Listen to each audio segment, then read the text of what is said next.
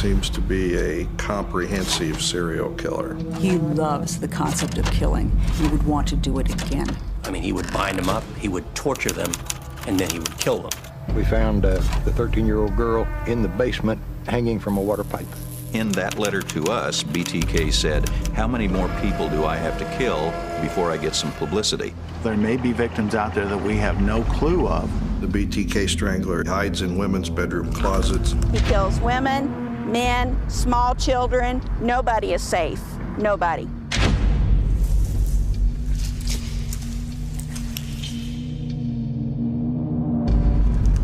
You can feel the spring storms blowing back into Kansas. This is a live look from Sky Tracker in downtown Wichita. Clouds already rolling in, bringing with them the promise of a stormy weekend. This is the story of one of the most extraordinary events in criminal history. A story that has terrorized a small mid-American city for the last 30 years. The conservative city of Wichita, roughly the size of Coventry, is slap bang in the middle of the American heartland. More power to the hour, more bounce to the ounce, 'cause we are... With a population of just 500,000, the city prides itself on its friendly, peaceful community. But Wichita harbors a dark past that has recently returned. In the 70s, this peaceful community was shattered. Wichita had a serial killer on its hands.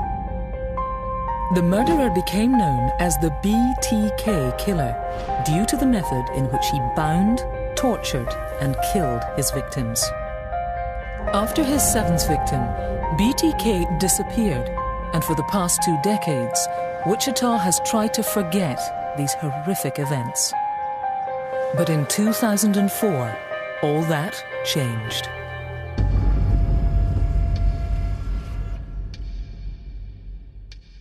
This is Kate News on your side. Good evening, everyone. Breaking news tonight. A letter sent to the Wichita Eagle is now believed to be from the BTK Killer. It's a story that broke first on Cake late this afternoon. Now, the BTK Killer hasn't been heard from in decades, but now it appears he may be back. The one thing about BTK that makes him absolutely unique is he's the only serial killer to elude capture for more than 30 years and continue to communicate with the police. What brought him back? Did something change in his life? Did he go on drugs? Did he go off drugs? Did he get married? Did he get a divorce? Did he have a baby? What happened in this guy's life to bring him back? This is kind of unprecedented. We don't usually have serial killers out there who wait so many years, decades, to then return and say, "Ha-ha, I'm here, I'm alive, I'm in your community, and I'm threatening you again." The news of BTK's return has once again plunged the city of Wichita into a state of panic.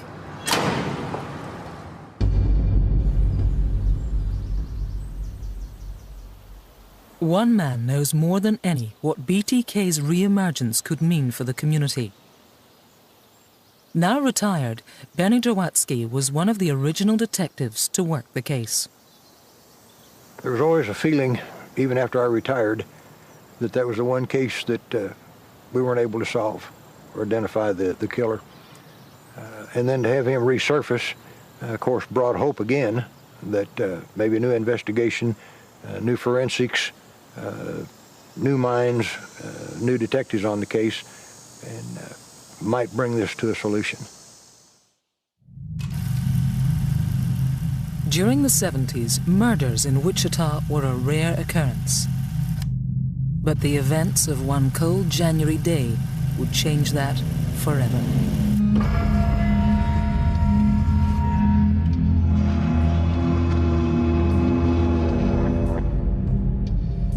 On a quiet residential road, 38-year-old Joseph Otero, his wife Julie, 34, and 2 of their children were bound, tortured, and killed in their home.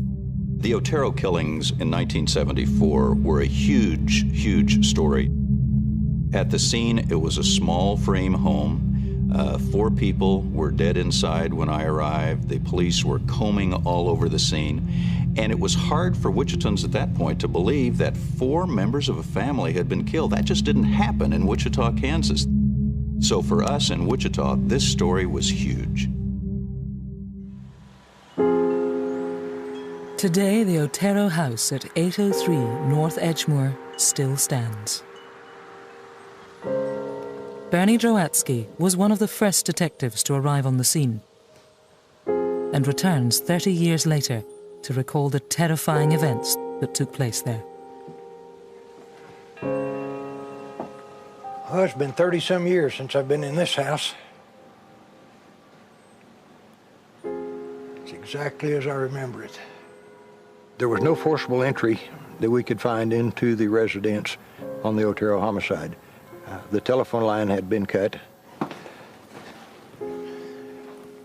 The best I recall, the bed was to the west.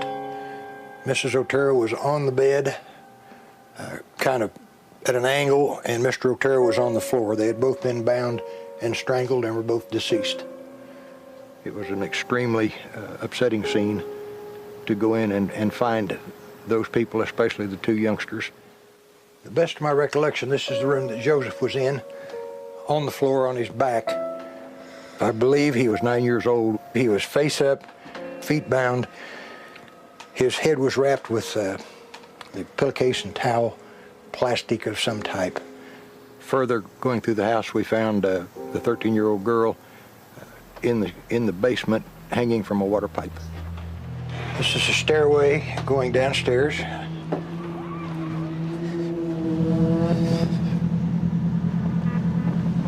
This was where the little girl Josephine was found hanging, in this basement.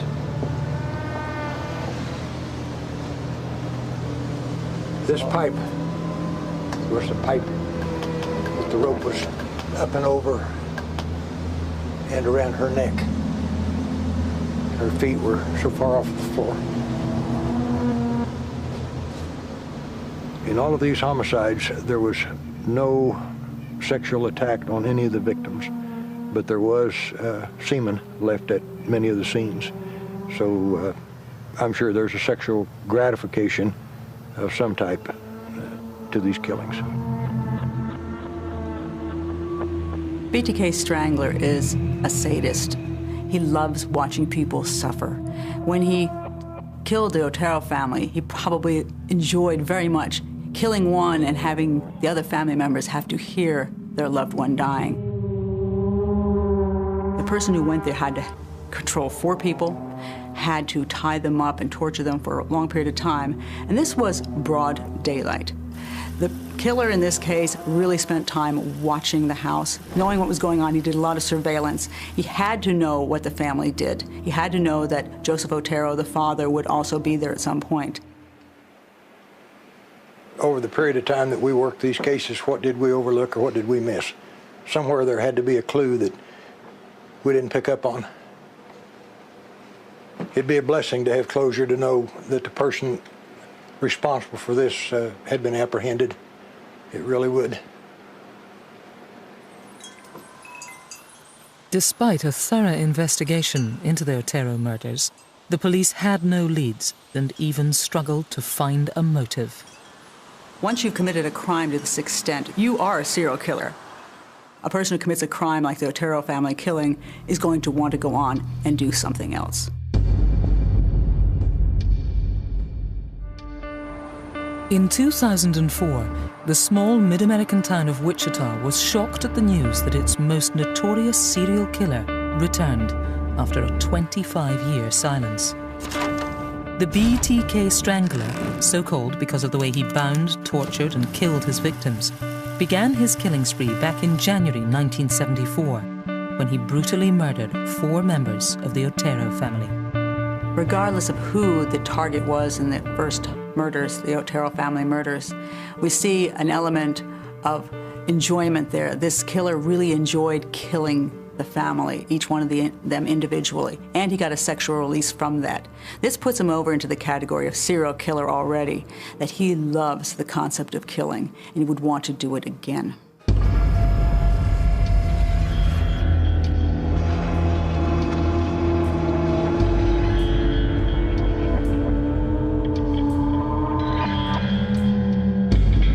April the 4th, 1974, 3 months after the Otero killings, police were called to the home of 21-year-old Catherine Bright, who lived just 2 miles away.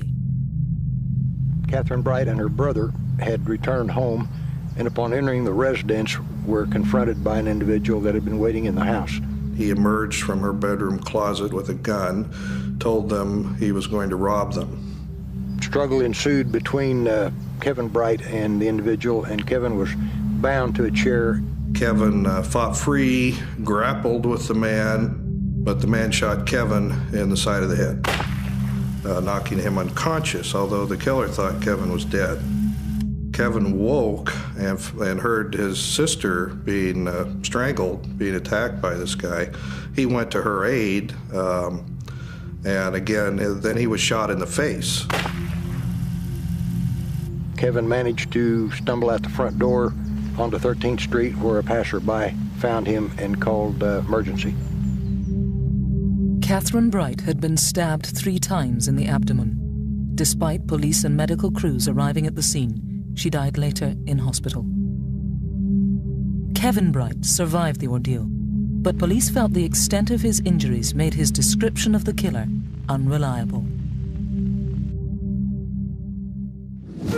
In the months that followed, police received their first breakthrough in the Otero case. 3 men openly confessed to the killings, and it wasn't long before the news made the front pages, much to the relief of the community. The police department made some arrests in December of 1974. It was during that period of time that the news media picked up on it, and it became knowledge to the community that we had people in custody. And that's when we received our first communication from the Strangler.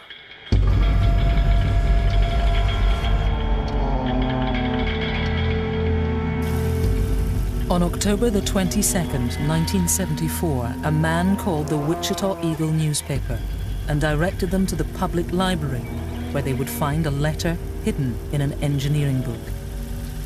The police were immediately notified, and the letter was retrieved by lead detective Bernie Jowatsky. Upon retrieving that letter and bringing it back and reading the letter, we determined that it most definitely was from the individual who had been in the Otero house and had committed all 4 of the killings. The letter said, those 3 guys didn't do it. I did it, and here's how you know I did it. He went on to describe in detail what the Otero crime scene looked like. The police realized that only the killer could have known those details. There's some speculation that he actually photographed the scene, all of his scenes, and that's how he kept all these details straight. The letter, filled with grammatical errors, was from the killer himself. He took sole responsibility for the Otero murders and went on to reveal accurate details of the crime scene. The killer spoke of a monster that couldn't be stopped and signed off with a signature that would become his trademark,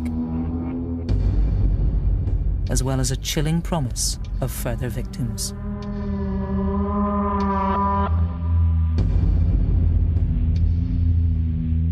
One of the most unusual aspects about the BTK strangling case is that there were communiques with the police. Now, many people watching Hollywood think that all serial killers want to have a cat-and-mouse game with the police and send them letters, but it is really an extremely rare event. In a desperate attempt to find the killer, police stepped up their investigation, recruiting more officers to the case. But the trail of BTK mysteriously went cold, and it would be another 3 years before he was heard from again.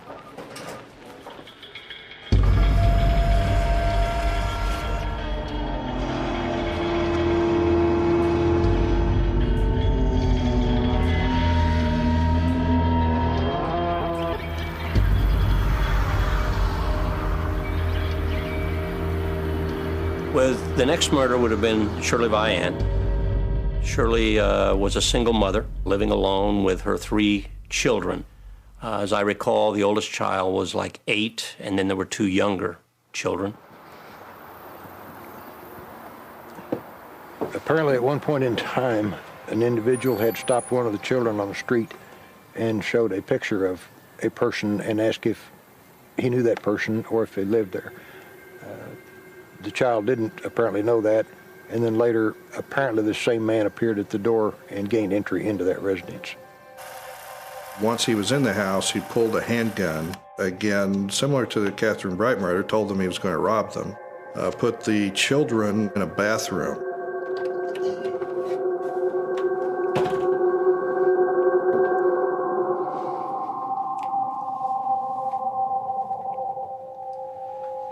This is the bathroom that the children were locked in. This door at the time was not here. This was a solid wall. And the kids were placed in here and the door tied shut in some manner, so they couldn't get out.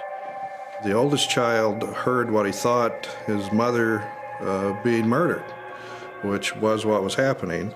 And he helped his, he was 8 years old. There was also a 6-year-old boy and a 4-year-old girl. There was a very small window in the bathroom. There was a window on this north wall, and this was a window that the kids used access to finally get out of the bathroom. When the police arrived, Shirley Vian had been bound and strangled, similar to the Oteros. She was found on the bed, and there was semen left at the scene. Again, she was not raped or anything, she was strangled. This was a new thing, and totally, the police did not understand, why there was semen on Josie Otero, the girl who was hung in the basement. There was semen near Shirley Vian, so after a while they understood this was a sexually motivated serial killer. Our theory is that what he was doing is that he was strangling them, and as they were dying, he was probably masturbating at the time. He apparently actually saw the people dying from the strangulation, and that's what aroused him. If the children had not escaped or something interrupted him, I think we'd have had some dead children in that one also. We have since made every effort in the world to, work with these children, try to get a description from them. We had child psychologists work with them and everything. As best we could come up with, he was, again, a white male about mommy's age, which would have put him somewhere in their 30s, early 30s, somewhere in that category. We do know that he had a black bag, which we had always theorized that he brought the tape with him that he used, the ropes that he used, and we know he had a gun because we theorize in the Otero case he had to have a gun to get control of the adults and things of that nature. We know in the Kathy Bright case he had a gun because he shot the brother, and in this particular case the youngster was able to tell us.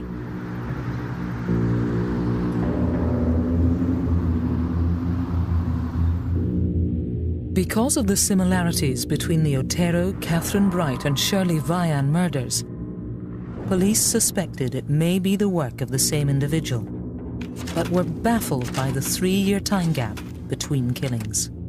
A serial killer usually kills after something has gone wrong in his life. He has some kind of crisis. Perhaps his wife has asked him for a divorce, or his girlfriend has left him, or perhaps he's just been fired from his job. He's feeling really low, he's angry at the world, and he says, "You don't have any respect for me. You don't think I'm anybody." So he goes out and he says, "Look what I can do to you." He kills somebody, he feels proud of himself, he's got a big ego again, and then he may not do anything again for months and months, or even years, until another crisis appears. And that's why serial killers, they don't kill every month by the moon like some people think. They kill when they feel a need to kill. As news of Shirley Vian's murder spread, Police Chief Richard Lemunyon faced a difficult decision about whether to go public and warn the community of Wichita that there was a serial killer on the prowl. I'm getting advice at this point now from the FBI, from the behavioral science people. Should we release this information? Should we not release this information? And you get a lot of different advice, and if you asked 6 people, you get 6 different opinions. And finally, you have to make a decision. In this particular case, the decision was made that we would not give him credit for it at the time in hopes that he would communicate with us, which he did. But the communication was not what the police were hoping for.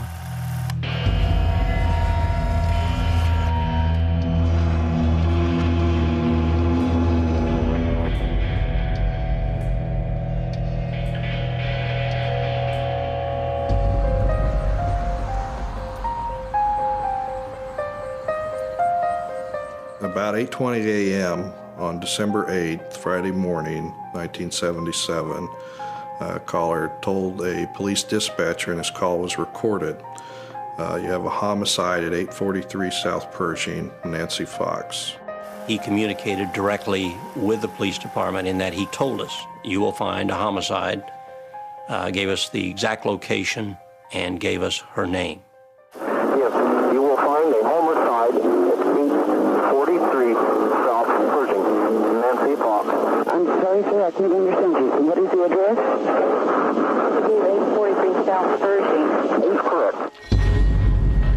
Wichita just started a new system, which was brand new then, now well known as caller ID. So the caller did not know that the dispatcher knew where the call was coming from, and a police officer was there within 2 minutes, but the caller, the BTK Strangler, was gone. They then dispatched 2 officers to 843 South Pershing to check the residence. They did not tell them the purpose of the call. They just wanted to check. And I've interviewed one of the officers who was there. He said they initially walked around the house, and in the back they found the back window was broken and the telephone line cut. And they looked at each other and said, you know what we're going to find in here? We're going to find a body. 843 South Pershing was the residence of Nancy Fox, a 25-year-old part-time secretary. She was found on the bed, face down, which was somewhat typical of what he would do with his victims. Her panties had been pulled down between her buttocks and her knees. There was semen left at the scene in a negligee laying by her head. Nancy Fox's father faced the task of identifying her body. When we arrived at the hospital, they took us into this room and wanted us to go make an identification. I mean, it was something you don't want to remember. I could see her face and her feet, and basically that was all. And it was just bruised, black and blue, but enough. It was no doubt as to who it was. Most serial killers want to simply commit their crime and get away with it. They never contact the police. They don't want anybody to know about it. They're happy if it just disappears and is swept under the rug so they can go kill again someday. Usually to most serial killers, it's a personal thing. It's between them and the victim. That makes them feel like God when they're able to kill somebody. But there are some serial killers out there who want more than that. They like to play games. They like to see that they're smarter than the police. After he makes a phone call, he knows the police are rushing down there, and he can imagine them entering the apartment and finding what he's done, and that excites him. After the murder of Nancy Fox, BTK's 7th victim, police turned all their attention to the phone call and searched for witnesses to give them a detailed description of the killer. We found one witness that claimed he saw the individual on the telephone making the phone call to the police dispatcher. This was an individual that pulled up to use the telephone, saw a man on the phone, didn't have any change, so he went into the store to get some change for the payphone, came back out to use the phone, and the individual was gone, and the phone receiver was dangling from the phone. And when he picked it up, my understanding was that it was still an open line to the police dispatcher. He gave us a description at that time, which was a white male, approximately 5'8" to 5'9", light hair, a very generic description. Unable to release a detailed sketch, the police had nothing to go on. They would have to wait until the killer struck again. By the beginning of 1978, The BTK Strangler had viciously murdered 4 members of the Otero family, including 2 children, 21-year-old Catherine Bright, 24-year-old Shirley Vian, and 25-year-old Nancy Fox. Despite devoting many officers and thousands of man-hours, the Wichita Police Department were struggling for leads and had still not made public that there was a serial killer on the prowl.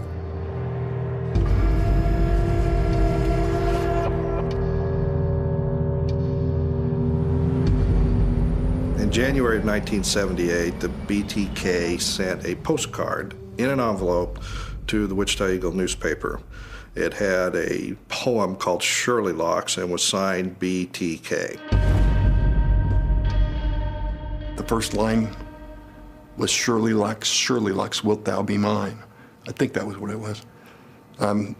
It came into the newspaper and was opened by someone who mistakenly assumed that it was for a Valentine's Day promotion. So they sent it to the wrong department, they put it on the wrong desk, whatever happened, it never made its way up to the newsroom. The poem consisted of 7 lines and made reference to Shirley Vian. There was also mention of Nancy Fox. 10 days later, BTK sent another letter, this time to one of Wichita's main television networks, Cake TV. Police are here. I remember going back into the newsroom and several people around the desk, and I asked about where the letter was or where it had been found, and they indicated to me the letter. Of course, it was handled as evidence and protected for fingerprints and such as that. Because the Wichita Eagle had not published his Shirley Locks poem, BTK opened his letter with a question. In that letter, he said, how many more people do I have to kill before I get some publicity?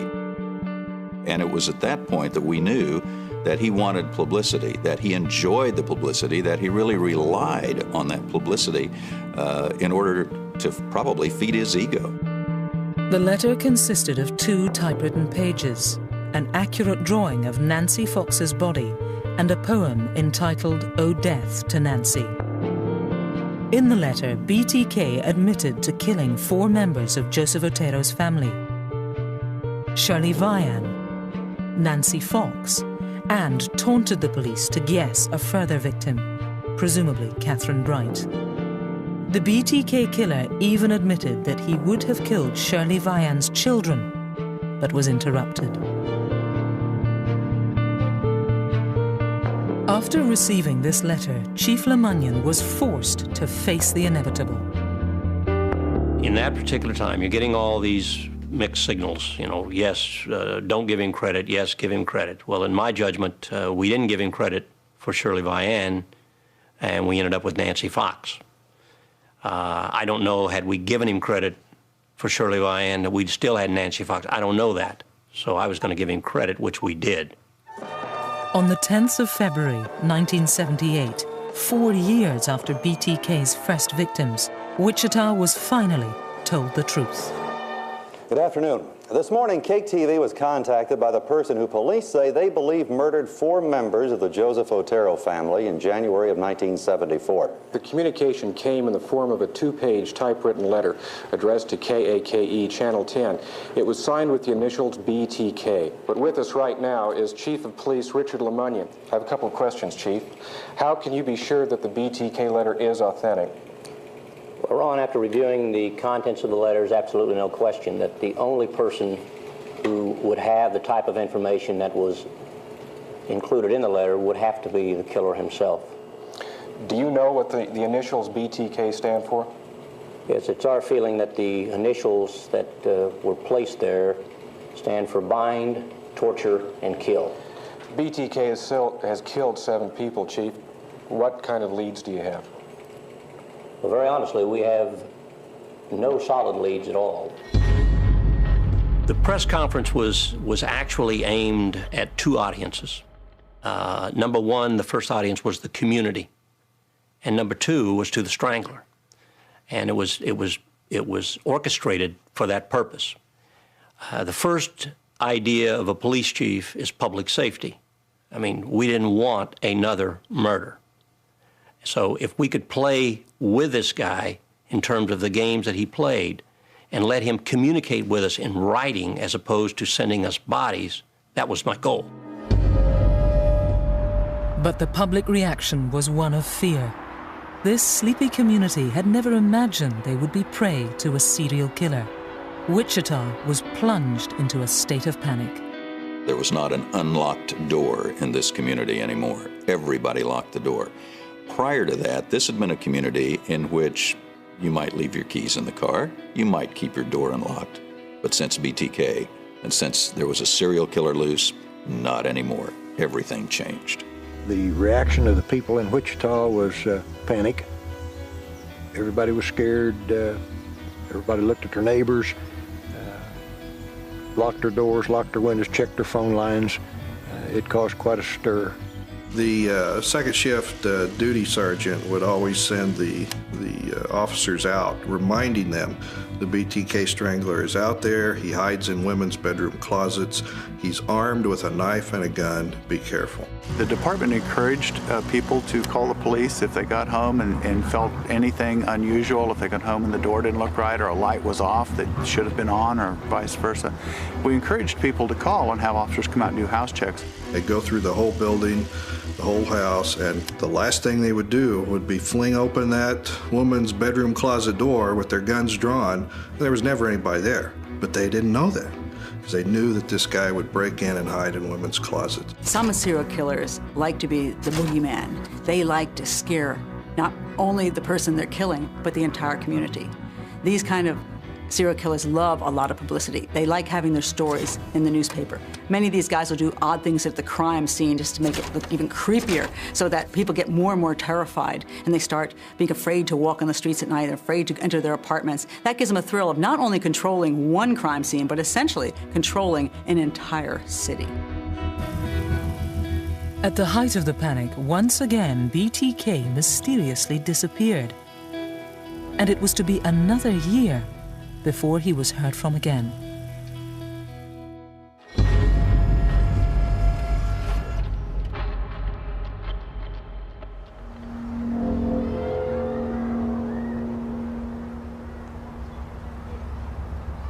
The Anna Williams case is one of those cases that to me is one of the most terrifying for what didn't happen.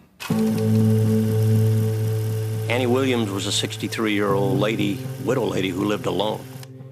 And her pattern was, on this particular night of the week, she had a regular thing. I can't remember if it was a dancing thing that she went to or bowling or something. And she normally came home when that was over. On that particular night, she chose to stay with her daughter. When she got home early the next morning, discovered that there had been someone who had broken into her house, had spent apparently considerable time in her house. The telephone line had been cut. There was forced entry through one of the windows. It was just a typical residence burglary as far as anybody knew, until several months later when a letter was received that had some items in the envelope of hers, as well as a letter and a drawing. I won't describe the drawing, but it was, the drawing that he sent was quite horrifying. Obviously, it goes along with his theme of bind, torture, and kill. And he sent the drawing, the poem, and one of the woman's scarves that she was able to identify as her scarf. BTK's poem posed a question.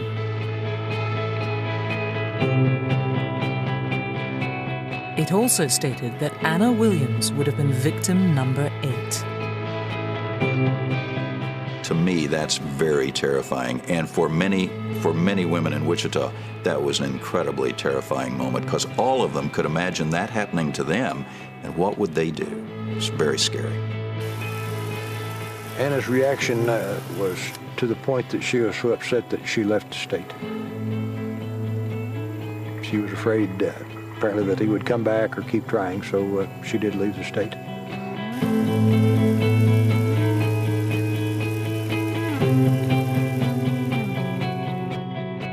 BTK's attempted murder of Anna Williams confused the police even more as they desperately searched for a link between the victims.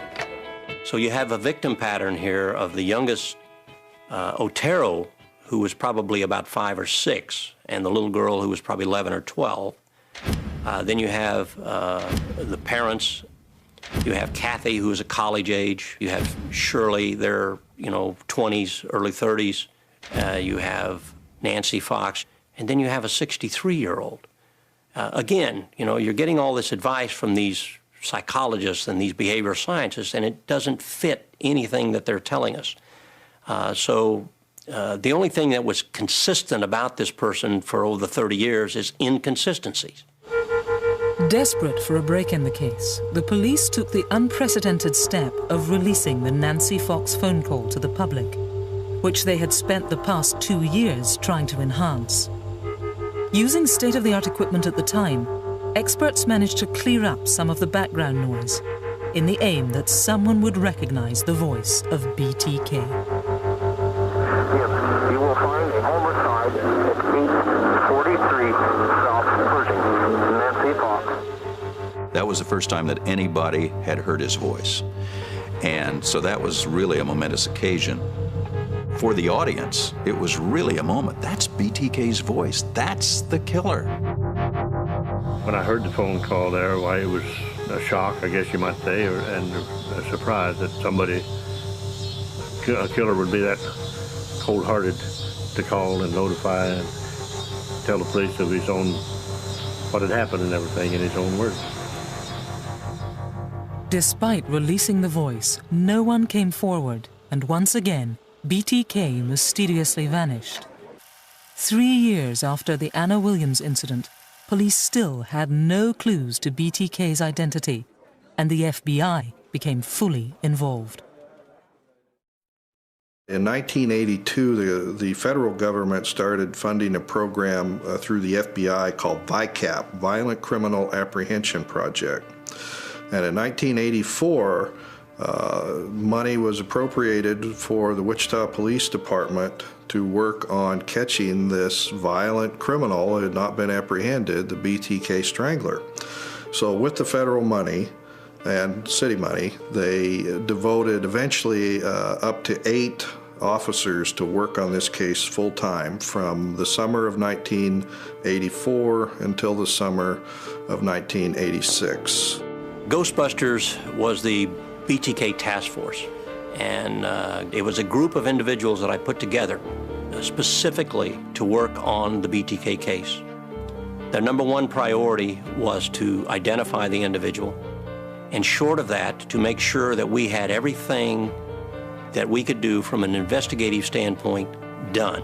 They used computers, profilers, DNA testing. As far as I've been able to determine, the first DNA testing done in the United States was in this investigation for the BTK Strangler. Having first focused on the phone call, attention moved to the letters received from BTK. He sent copies of his letters. He did not send originals that he had typed. Apparently the copy machines of that era printed an image a little bit bigger than what it saw, so that made it impossible to positively identify a typewriter should a suspect typewriter ever be located. With the help of Xerox Corporation in Rochester, New York, we were able to identify the brand and make of toner and the brand and even the length of the roll of the paper that one of the copies was made from. So we were able to pin it down to one particular copy machine on the campus at Wichita State University, which unfortunately for us was a public access machine open to any student or employee or person who wandered in there. So at that time it led to some speculation that perhaps he was a student. The second copy machine was traced using the same methods to the second floor of the Wichita Public Library, which was just within a few feet of where the original letter was found in an engineering book. After 2 years of intensive investigation and thousands of man-hours, the Ghostbusters task force came up with nothing and shut down. Just about a month after the investigation had concluded, there was one last murder investigation that the Ghostbusters met to discuss. It was the murder of Vicki Wegerle. And they unanimously concluded that BTK did not kill Vicki Wegerle. It would take about 18 years before they found that they were wrong. Wichita's most notorious serial killer has not been heard from in over 25 years. But in 2004, all that changed.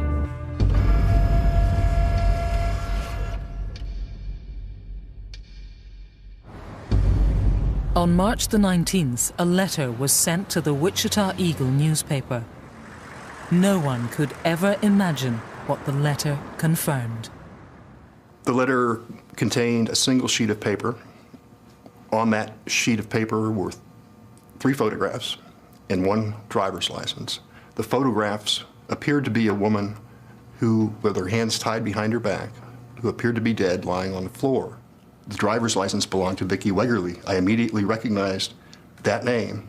Vicki Wegerle was murdered in her home in 1986. The case has been unsolved for nearly 20 years. I suspected that what I had was a letter from the killer of Vicki Wegerle.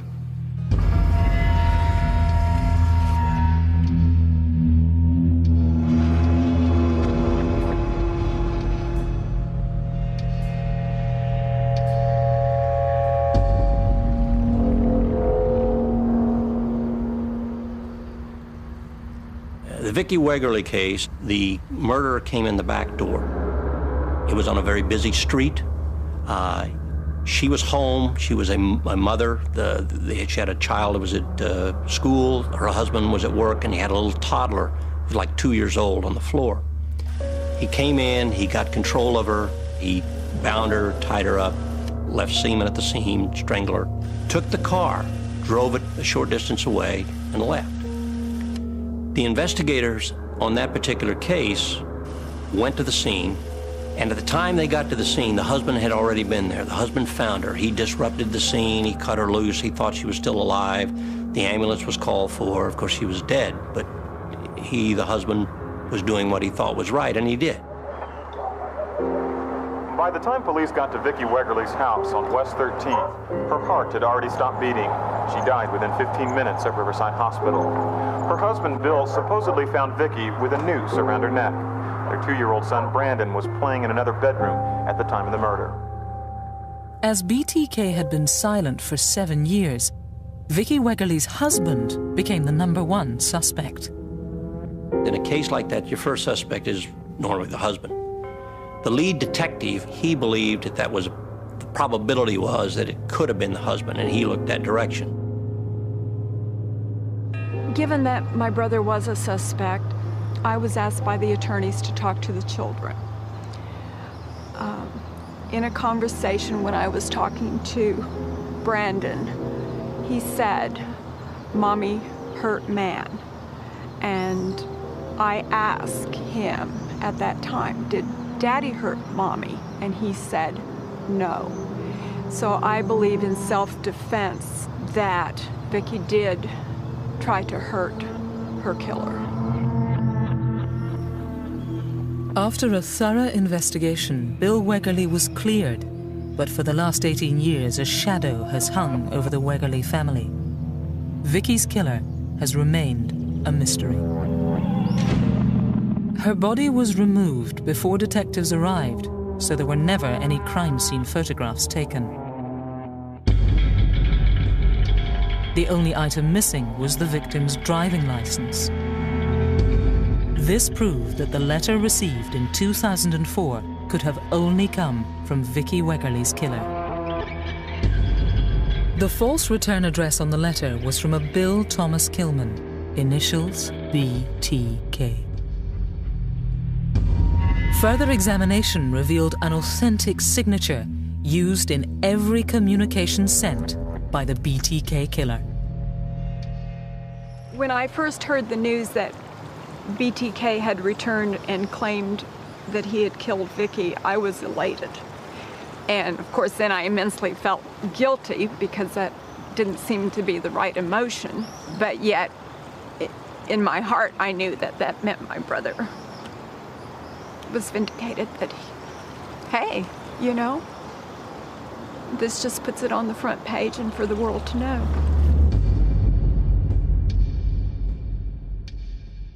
I thought I'd been writing a history book and that I was coming near the end of writing a history book, but there was a whole new chapter to be written. No serial killer has ever come back after a couple of decades of being silent and terrorized the community once again.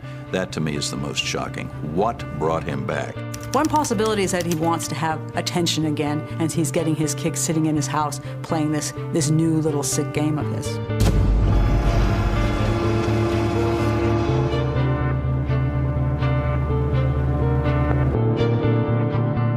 The only way you'll get a conviction is by having a DNA match. If they don't have a DNA match, this case may never be solved.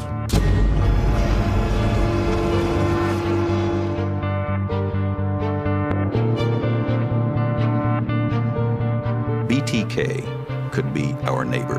One expert even said that you could be married to BTK and not know who he is.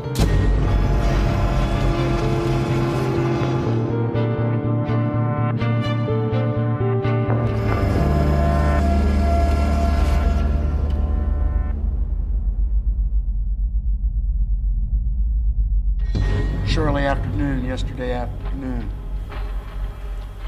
agents from the KBI, agents from the FBI, and members of the Wichita Police Department arrested Dennis Rader, 59, and a white male, in Park City, Kansas, for the murders. The bottom line, BTK is arrested.